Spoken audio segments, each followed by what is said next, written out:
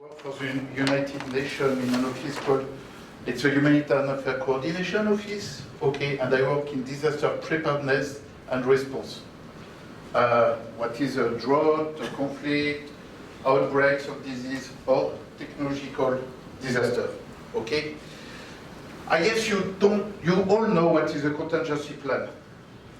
You do it for your companies, I mean, I'm sure when you go to bed at night, you think, what will happen tomorrow will stop my business?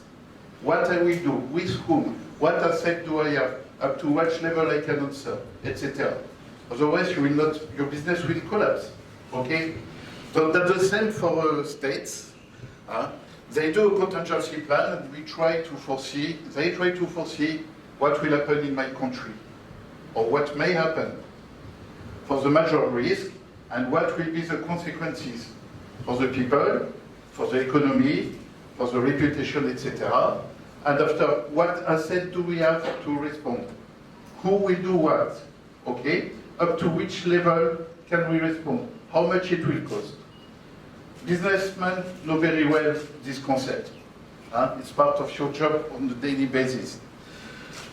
At the beginning of the time when the state started to be involved in contingency plan, it was really managed by the authorities with the help of police, army, civil defense, etc. It was not an inclusive process.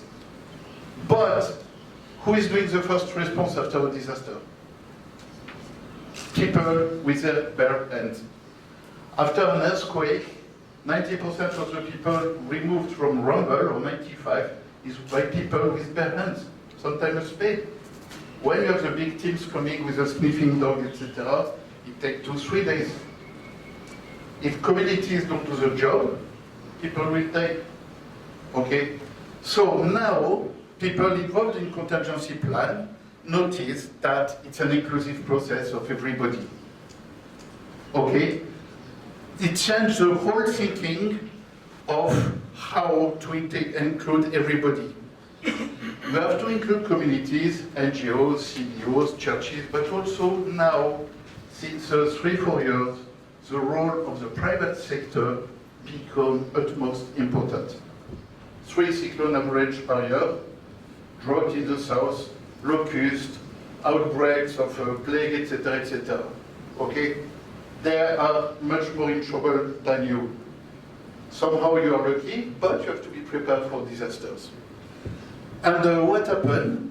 The private sector saw that they are losing a lot.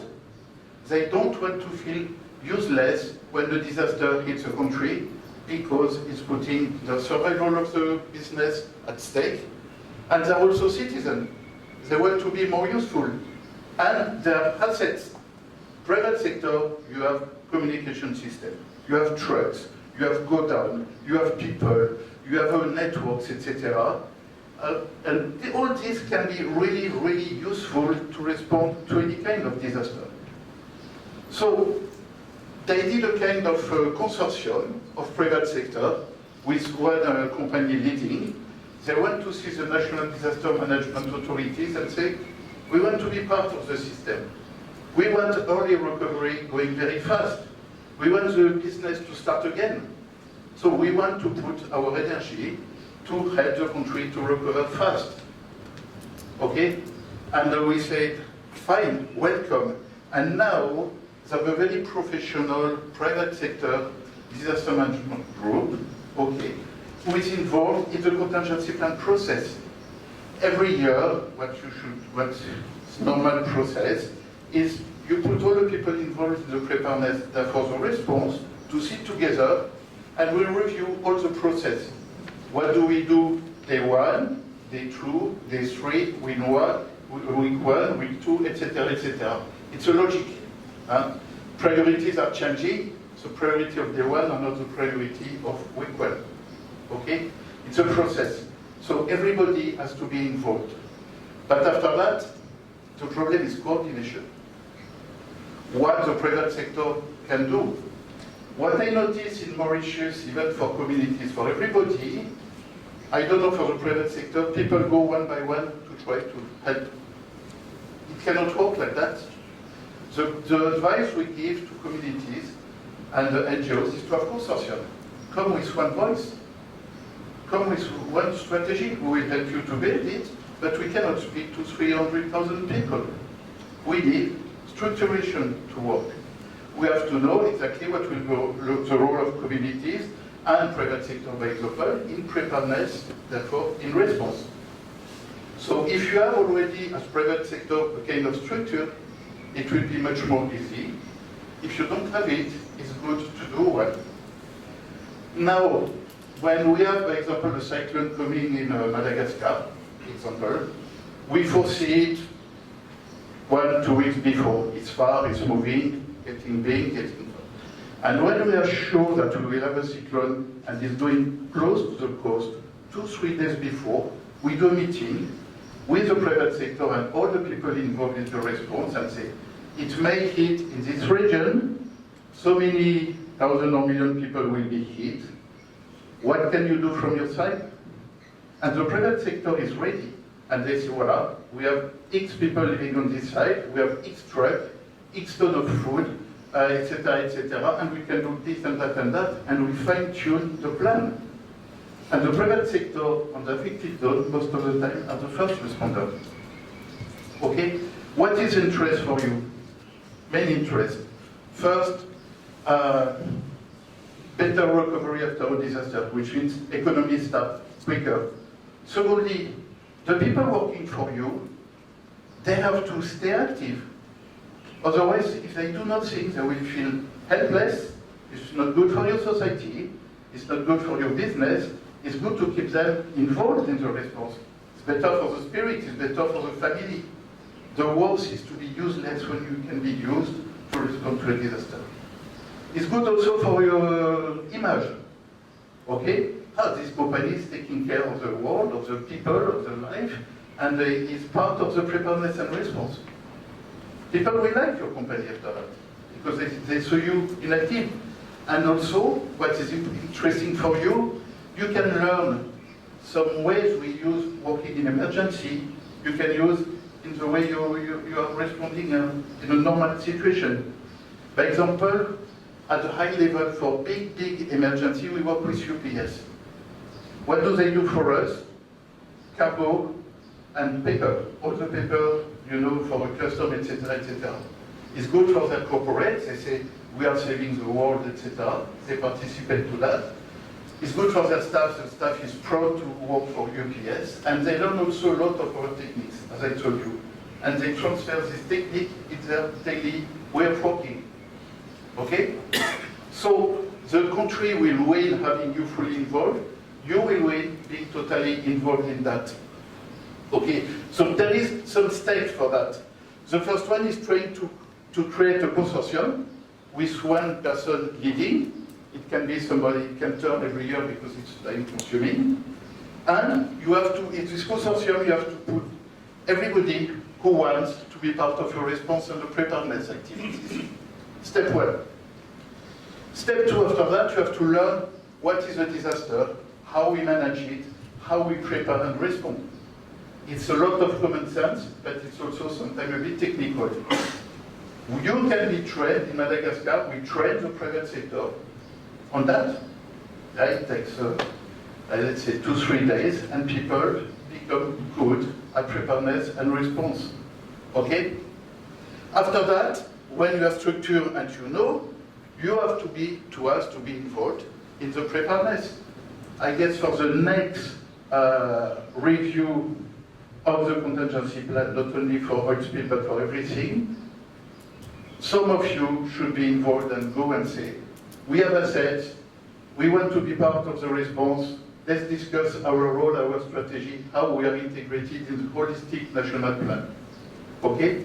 So you are part of this process, and after that, when you know the framework of the national response, you do your own contingency plan as private sector.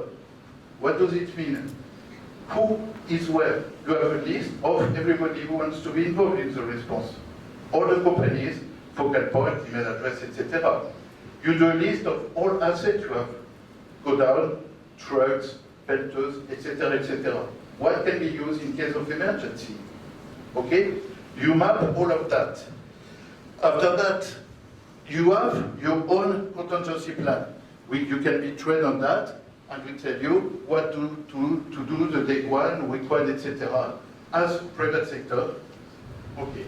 We give you the tools, and you build it à la Mauritienne, private sector, as you want. You have to feel comfortable with the way you want to support the country if a disaster strikes.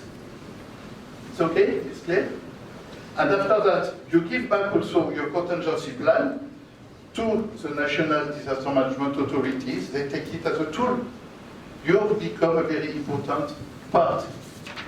After that, what is good to do is a simulation exercise. It's easy to do nice paper. It's already difficult to do very short paper because a contingency plan of 50 pages doesn't work. It has to be 5 pages. It's a map, okay? A dashboard. And you do an exercise. It's Friday, midnight, everybody is dancing. And you have a boat coming and crashing on the reef. What do we do? And you start to imagine how you will do, etc. People analyze the way you do it. And after you come, okay, this works, this doesn't work, this is how to improve your contingency plan, and you improve your contingency plan.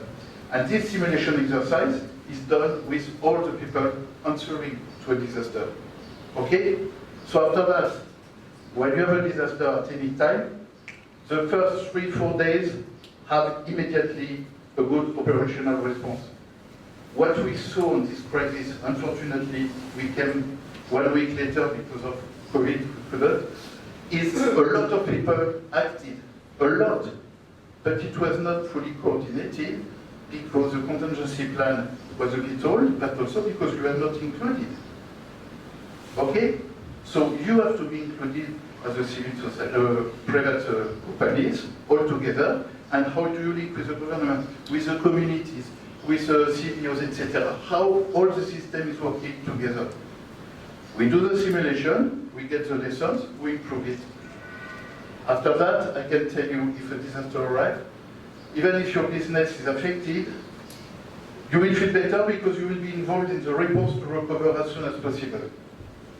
The people working for you will have an objective, okay, getting the country on track, therefore my job will be protected, you know? And after that, the transition between the disaster and the recovery and the development is much more easy because it's the same actors involved. Preparedness, response, recovery. Okay? So, it's not complicated, it's a lot of common sense. Okay? All what you do in disaster management is coordination and common sense. And I think you can do it here without any problem. And it's important also, when you do that, as private sector, is to communicate on what you are doing. The private sector is supporting the authorities of the community is doing that and that. This is our priorities, how we will do it. Okay? I guess I will stop here because we're already very late. If you have any question after that, I can answer. Or if you have any burning question. We could do it afterwards, okay, because there's one more person who needs to speak. And if you don't mind, I think it's one last presentation from yourself. Then what we can do is those who need to leave, they can leave the questions, and we'll ensure that it's all communicated. I'm sure we have emails of everybody. And maybe also create a small space for those who have just direct questions if the experts are ready to stay for 15 minutes later. Does that work? And when those questions are being answered, I'll ask someone from our team to be there so we can also get the questions and answers, and again be able to distribute it to the rest of the business community, if that works. Thank you. If you can, I will give you the floor.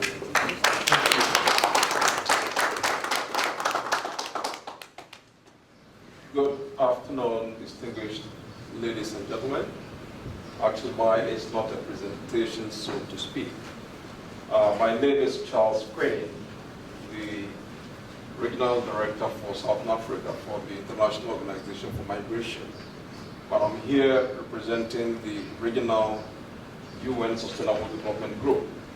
That is all the UN regional directors for Eastern and Southern Africa.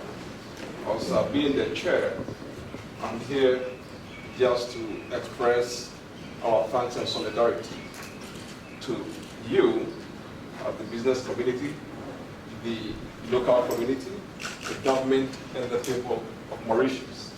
The UN regional directors, cover Eastern and Southern Africa. Some are based in Addis Ababa, in Ethiopia, some in Nairobi, in Kenya, others are based in Johannesburg, and others are also based in Pretoria, because I'm based in Pretoria.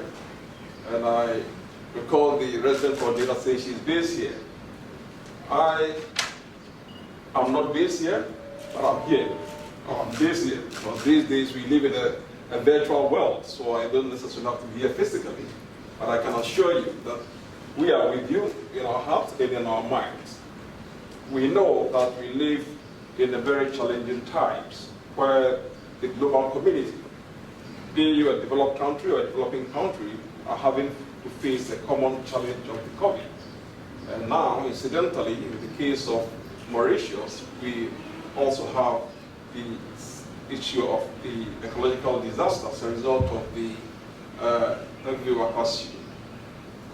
I came here last 2 weeks, Thursday, in response to the government's request to the UN system for support.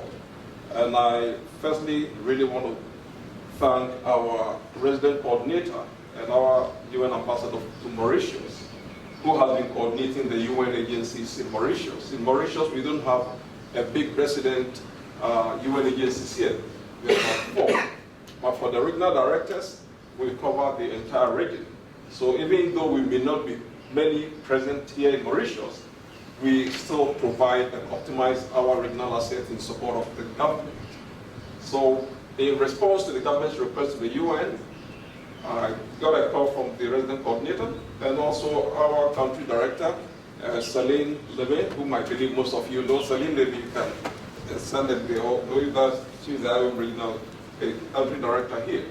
So not only were informed, I convened an emergency meeting of all the UN regional directors. That was on a Friday evening, and we managed to get the resident coordinator and her team to brief us. That was on a Friday evening. So we requested for expertise in response to the government's request to a note verbal. And fortunately, we managed to get WFP, as Matthew mentioned. We had a meeting on a Friday evening, but we were able to get a flight from WFP on Tuesday to bring in the first batch of experts from UNEP, from UNDP, from UNODC, from IOM. I mean, they came down. Fortunately, there was a repatriation flight from Pretoria, and thanks to the government of Mauritius, I was able to come down with Bogdan, whom you just met.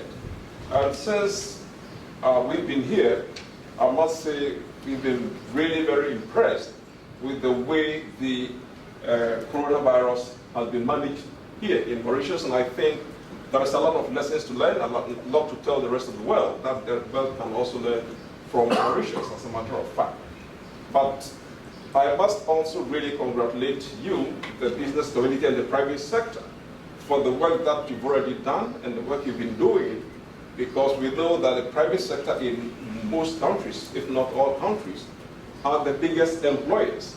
And I believe that is not any different from Mauritius, because from statistics, I believe there are about 600,000 employees in the country, of which a greater part are from the private sector, both the large companies and also the small, medium companies, which is very significant. So we can imagine the impact on your businesses, and that is why we thought it's important for us to be here. So I'm here representing the UN regional directors to listen to you, to hear from you, and to see things for myself so that I can report back to the regional directors as to how do we respond and support the government and people of Mauritius who have been impacted by this unfortunate incident.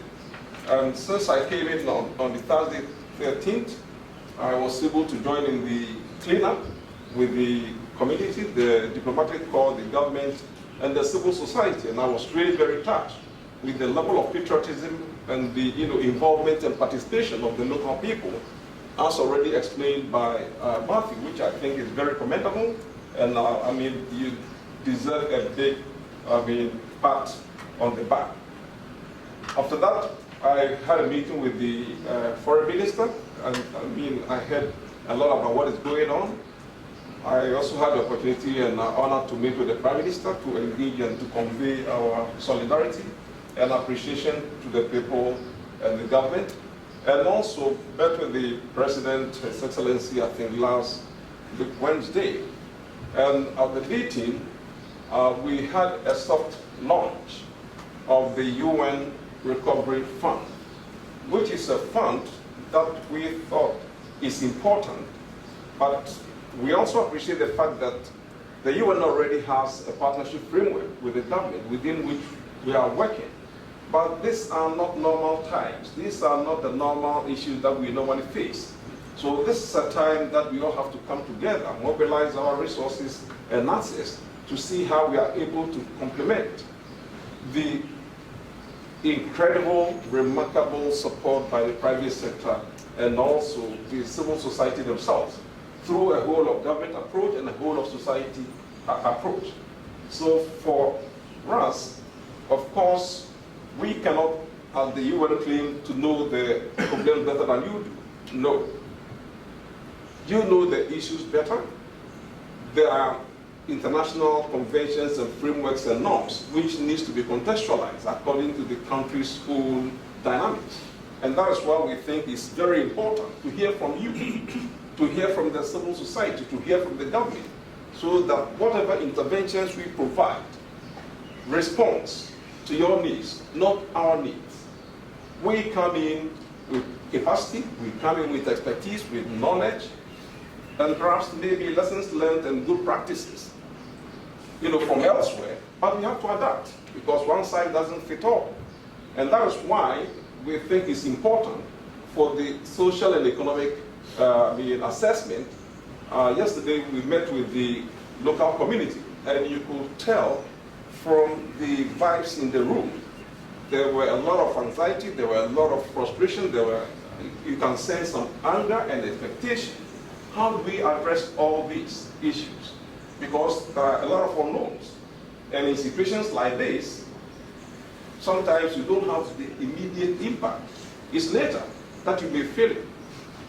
Because I've been hearing about the unfortunate demise of the dolphins. As to whether it's the cause of the oil spillage or not, we don't know yet. It will take time. I had questions about the consumption of fish. We don't know yet, as Matthew explained. All this takes time. But in the interim, we think it's appropriate and very timely and prudent to put this fund in place. Because for the UN, we work on the principle of leave no one behind. Because there are those who are directly impacted, maybe the fishermen, whose life or livelihoods are directly impacted.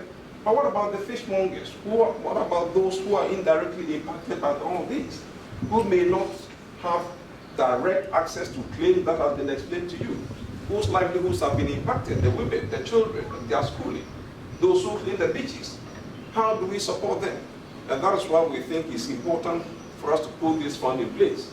It's just about 2.5 billion for a start, but for the UN regional directors, we've put in a seed money of about $250,000 from our own resources to kickstart it. And we would be sharing the concept paper with you, and we will be counting on your generosity and continuous support. Because these are times when we have to mobilize our assets together. These are times of burden sharing. These are times of solidarity. These are times of when we have to come together, irrespective of where you come from. I'm from Ghana, but it doesn't matter.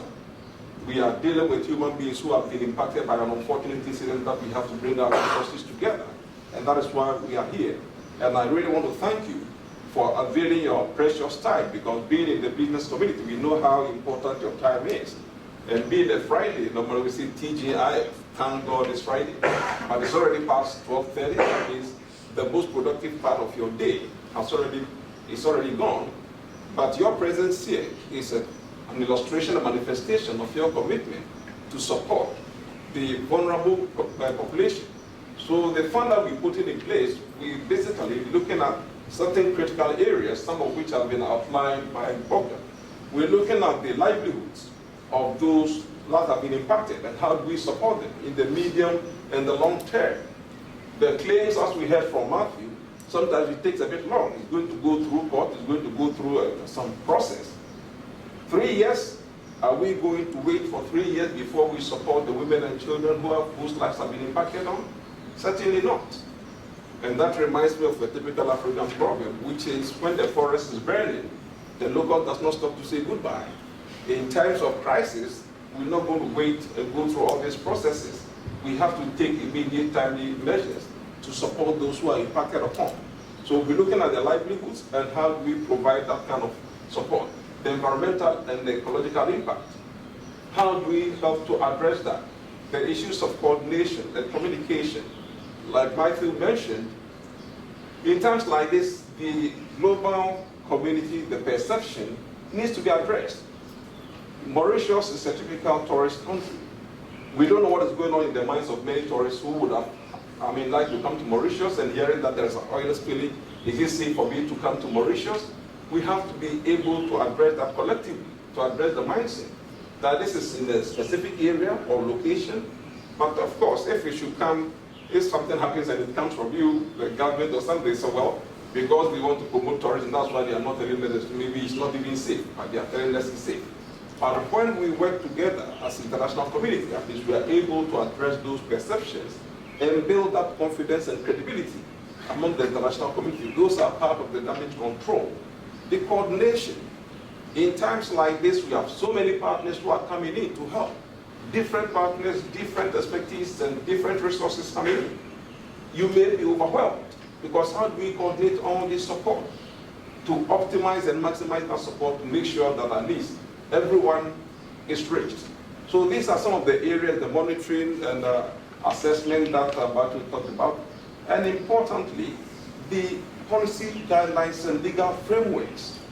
How do we support the government to put in place, some of the policy guidelines and standard operational procedures, and also to build local capacities for disaster risk reduction or response, such that if these things should happen in the future, we would be able to deal with it. Because in times like this, when it's not so easy for people to fly into support, we need to get the local community in terms of disaster risk reduction and response, so that as soon as it happens, we are able to get people to do that. So those are some of the issues that we'll be looking at, but we'll be sharing the report, the impact assessment report, with the local communities and also the UN Recovery Fund, which we are putting together and hope to work with you so that collectively we'll be able to support the people, the government, be able to contribute our quota as the UN.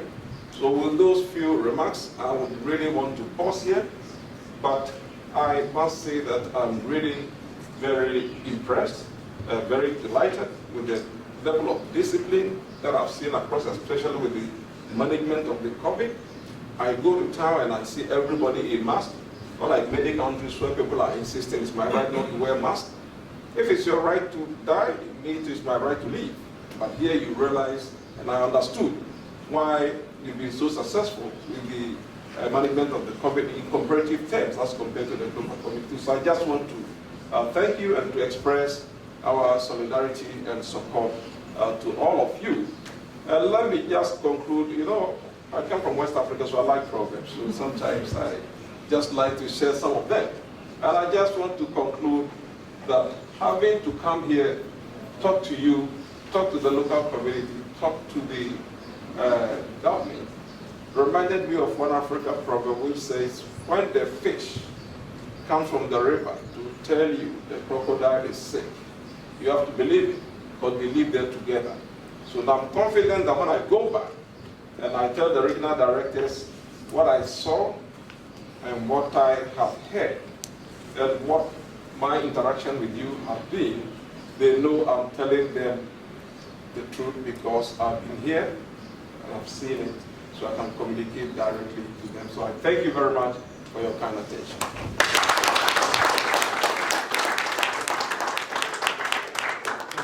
Thank you very much. think we're on concluding notes. Thank you very much to the UN team, Excellency, and all the team. I think personally, I've learned a lot, and I think we've covered a lot.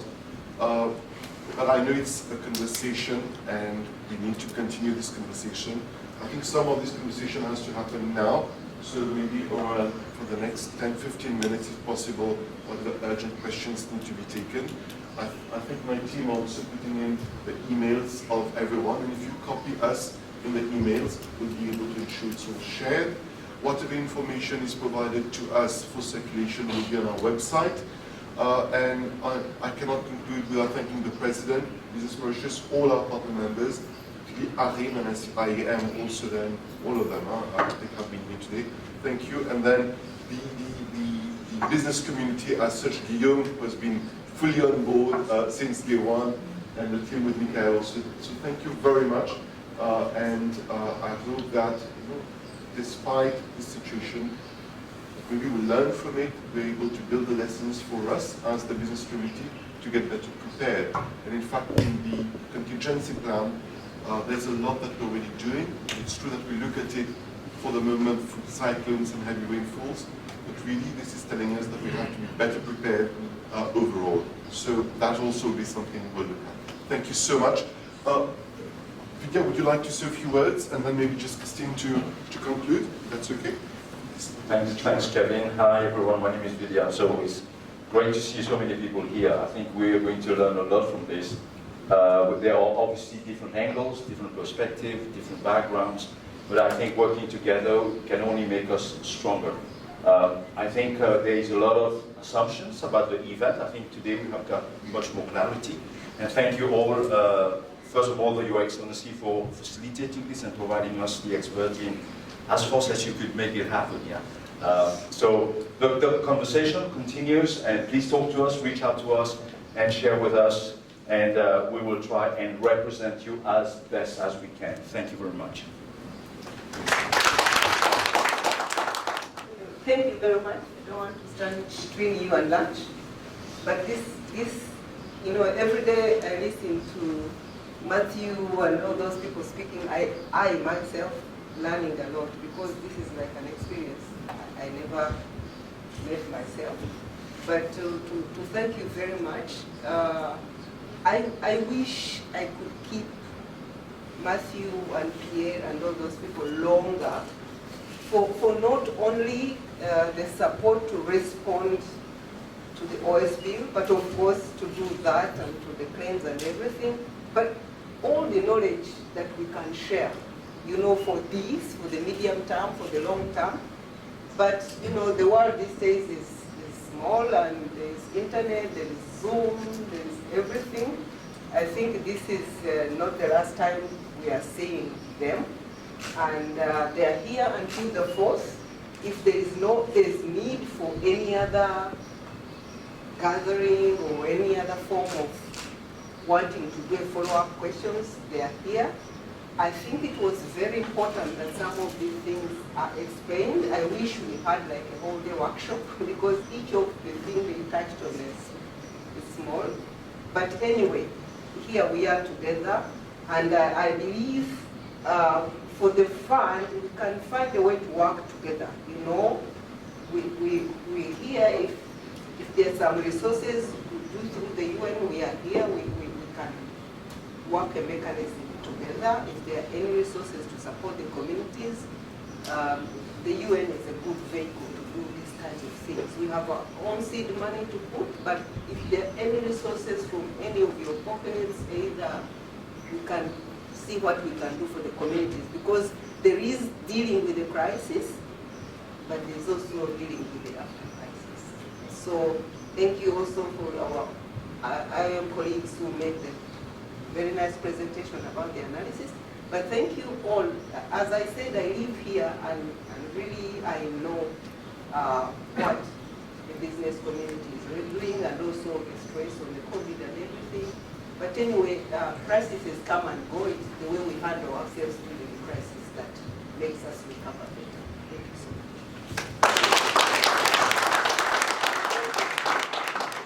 My regional director for the good work and for all the support. Thank you. Thank you. Thank you very much.